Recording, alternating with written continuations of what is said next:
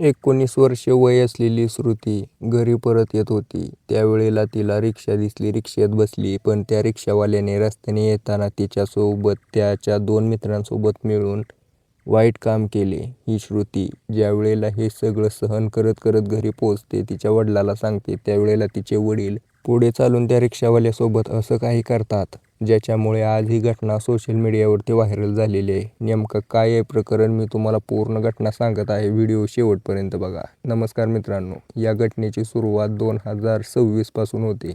14 जानेवारी 2026चा तो दिवस होता.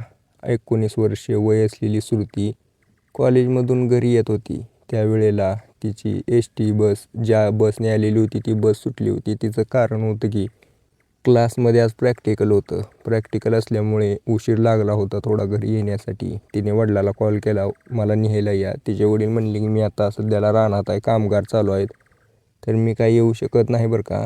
तू काय कर, रिक्षाने ये, तुझ्या मी फोनपेवरती पैसे टाकतो, रिक्षाचं भाडं टाकतो. वडिलांनी तिच्या फोनपेवरती भाडं टाकलं. वडिलांनी भाड्याचं पैसे टाकल्यानंतर श्रुती विचार करते की रिक्षाने तर जाऊ आपण, पण रिक्षा आता भेटायची कशी, कारण भरपूर उशीर झाला आहे. आपलं गाव इथून आहे 20 किलोमीटर दूर. इथनं एवढं लांब कोण येऊ शकतं, फक्त सिंगल साईडला. त्यावेळेला श्रुती अर्धा तास तिथंच थांबली होती. रात्रीचे 6 वाजलेले होते. श्रुतीने 2-4 रिक्षांना हात केला होता. 2-3 रिक्षा थांबल्या त्यामध्ये त्यांना त्या गावचं नाव सांगितले होते. म्हणायचे लय लांब आहे, आम्हाला रिटर्नला भाडं भेटत नाही, म्हणून ते त्या ठिकाणाहून निघून जायचे. श्रुती आता कंटाळून गेलेली होती.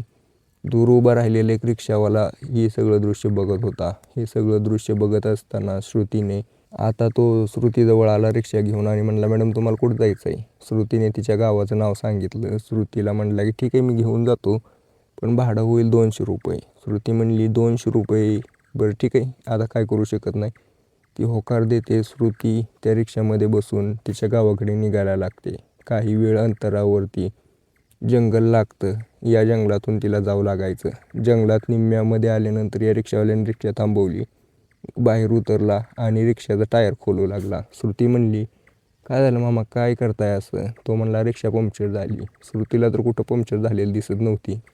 श्रुती तिला प्रश्न विचारायला लागते, पंक्चर तर झाली नाही, काय झालं. परत तो म्हणला की नाही नाही, पंक्चर नाही झाली, या रिक्षाची रिम आहे ती खराब झाली, मी ती चेंज करायला लागलो.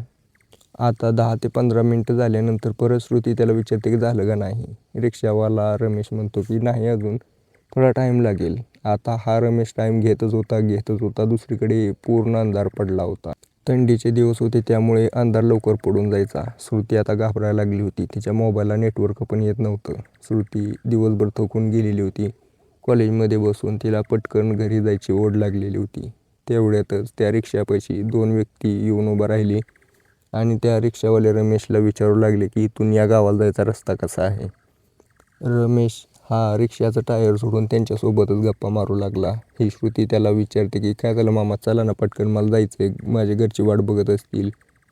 आता हे सगळे तिघं मिळून श्रुतीकडे बघत होते. श्रुतीला वरपासून खालीपर्यंत बघितलं. ती जी दिसायला होती श्रुती, तिच्याकडे बघून या तिघांची नियत फिसलली आणि या तिघांनी मिळून तिला उसात ओढत घेऊन तिच्यावरती अत्याचार केले. श्रुती त्यांना ओरडत होती की माझ्यासोबत असं नका करू, मला सोडा, मी अजून छोटे आहे, मी लहान आहे, माझं वय झालं आहे, माझे पिरियड्स चालू आहेत. तरी कोणी काय ऐकायला तयार नव्हतं.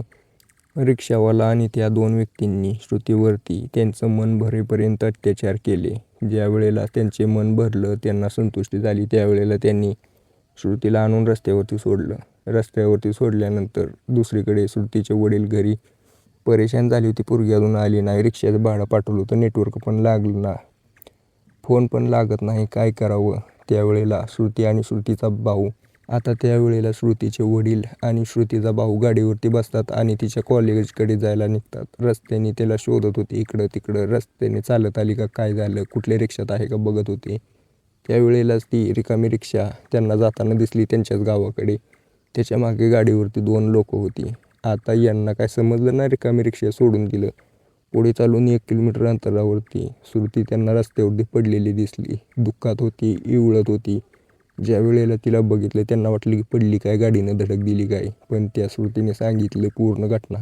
19 वर्ष वय असलेल्या श्रुतीसोबत हे सगळं घडलंय असं ऐकल्यानंतर तिच्या वडिलांना आणि तिच्या भावाला खूप वाईट वाटलं, राग आला. कारण एकटी पोरगी होती, घरातली लाडकी पोरगी, तिच्यासोबतच असं झालं आहे हे त्यांना सहन होत नव्हतं. त्यांनी पोलीस स्टेशन गाठलं. पोलीस स्टेशनमध्ये गेल्यानंतर तक्रार दिली, पण पोलीसही त्याच्यावरती दुर्लक्ष करायला लागले. त्याचं कारण पण होतं, ज्या व्यक्तींची ही नावं सांगत होती ती व्यक्ती त्या ठिकाणचे नामांकित गुंड होते. त्या ठिकाणी पोलिसांना पण ते भीती दाखवायचे, त्यामुळे ते पोलीस पण यांच्यावरती कारवाई करायला घाबरत होते. यामुळे या श्रुतीला न्याय मिळणं तर काय सोपं नव्हतं. आता श्रुतीला न्याय नाही मिळाला, त्यामुळे श्रुतीचे वडील तर रागाला गेले होते. त्या ठिकाणाहून ते घरी आले. घरी येऊन विचार करत बसले. त्यांच्या डोक्यात एकच विचार होता की माझ्या पोरीसोबत वाईट झालं आणि मी याचा नक्कीच बदला घेणार. आता त्यांनी पूर्ण त्या रिक्षावाल्याचा शोध चालू केला. ओळख पटत नव्हती. अंधारात त्या श्रुतीने त्याला बघितलं नव्हतं नीट. यांनी नेमकं संध्याकाळी 6-7च्या दरम्यान त्या रिक्षावाल्याचा शोध चालू केला. या गावात जाणार का, या गावात जाणार का. प्रत्येकजण नाही म्हणायचा, पण एक रिक्षावाला होता की तो थोडा दचकला त्या गावाचं नाव ऐकल्यानंतर. श्रुतीच्या गावाचं नाव ऐकल्यानंतर ओळख पटली, हाच रिक्षावाला आहे. श्रुतीला कॉल केला. श्रुतीला बघून हा जो रिक्षावाला आहे तो थोडासा घाबरला. त्यावेळेला तिच्या वडिलांनी काहीच केलं नाही. या रिक्षावाल्याचं लक्षात ठेवली, रिक्षा नंबर वगैरे, आणि त्या ठिकाणाहून निघून गेले. तारीख होती 14 फेब्रुवारी 2025ची. एका रिक्षावाल्याची पत्नी पोलीस स्टेशनमध्ये आली रडत रडत आणि म्हणत होती की माझा पती गायब आहे. माझ्या पतीला कुठंतरी नेले, कुणीतरी नेले गाडीवर टाकून, आणि रडत होती, अपहरण झाले माझ्या पतीचं. त्याच वेळेला अजून 2 महिला रडत आल्या, माझ्या पतीला पण अपहरण झाले, माझ्या पतीला नेले कुणीतरी. समजत नव्हतं कोणाला काहीच. पोलीस आता तत्परतेने या घटनेचा तपशील घेत होते. अचानकच 3 व्यक्तींचं गायब होणं पोलिसांसाठी ही गोष्ट नवीन होती. या गोष्टीचा छडा लावायचा म्हणून पोलीस तत्परतेने त्याच्यावरती कारवाई करू लागले आणि त्यांचा शोध चालू केला. फोटो वगैरे मागून घेतले. पण एक 2 ते 3 तासामध्ये पोलिसांना कॉल आला की आपल्या गावच्या बाहेर जी नदी आहे त्या नदीच्या पुलावरती 3 डेड बॉडी सापडलेल्या आहेत. पूर्ण नग्न अवस्थेत आहेत आणि त्यांचा प्रायव्हेट पार्ट कट झालेला आहे. पोलीस आता पूर्ण हैराण झाले होते. त्या ठिकाणी गेले पोलीस टीम घेऊन. त्या 3 महिला त्या ठिकाणी गेल्या. त्या आपापल्या पतीपाशी जाऊन ओरडायला लागल्या, रडायला लागल्या. पोलिसांना खात्री पटली की काहीतरी वेगळीच घटना आहे.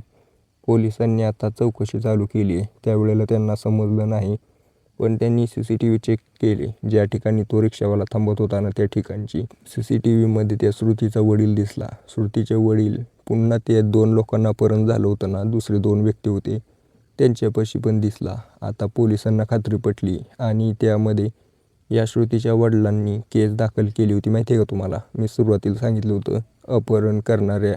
आता पोलिसांचा पक्का विश्वास होता की हे सगळं श्रुतीच्या वडिलांनी केलं असेल. त्यांना पकडलं पोलिसांनी आणि चौकशी चालू केली. ज्या वेळेला पोलिसांनी पकडले त्यावेळेला श्रुतीचे वडील अजिबात घाबरले नाहीत. त्यांनी पूर्ण घटना सांगायला चालू केली. सांगितलं की कसं मी तुमच्यापाशी तक्रार द्यायला आलो होतो, पण तुम्ही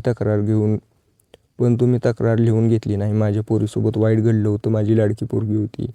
आणि या रिक्षावाल्याने आणि त्याच्या 2 मित्रांनी, हे जे 2 मित्र होते, कसं त्या रिक्षावाल्याने आणि त्याच्या त्या 2 मित्रांनी, साथीदारांनी माझ्या पोरीसोबत वाईट काम केलं होतं. हो मित्रांनो, ते जे 2 व्यक्ती होते त्या रिक्षावाल्याचे साथीदार होते. यांनी भरपूर पोरींसोबत असं केलेलं आहे, पण कोणाची हिंमत झाली नाही की बाहेर सांगेल. आता या दोघांना हे तिघं कायम असं करायचं. शेवटी त्यांना त्यांच्या कर्माचे फळ नक्कीच मिळाले. श्रुतीच्या वडिलांनी त्यांच्या पोरीचा बदला घेतलाच.